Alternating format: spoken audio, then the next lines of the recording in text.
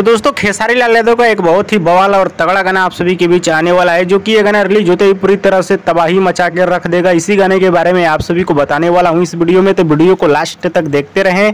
और जो लोग मेरे चैनल को अभी तक सब्सक्राइब नहीं किए हैं वो लोग कर लें, क्योंकि हमारे चैनल पर भोजपुरी का हर खबर सबसे पहले आता है। तो दोस्तों आप सभी को बता दूं, खेसारी लाल यादव के एक नए गाने का पोस्टर आया है, जिस गाने का नाम है जतवा के दतवा। जी हाँ दोस्तों, गाने का नाम गजब है, जतवा के दतवा।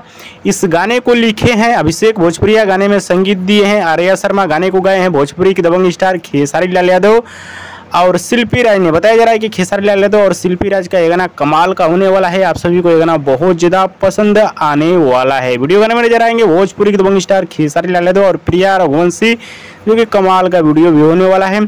बात की जाए इस गाने को कब रिलीज किया जाएगा, तो दोस्तों डेट और टाइम तो नहीं बताया गया है, लेकिन जहां तक उम्मीद है कल या परसों इस गाने को रिलीज कर दिया जाएगा। एक नए चैनल से ये गाना आने वाला है, जिस चैनल का नाम है आपन ट्यून। जी हाँ दोस्तों, आपन ट्यून के यूट्यूब चैनल पे इस गाने को रिलीज किया जाएगा।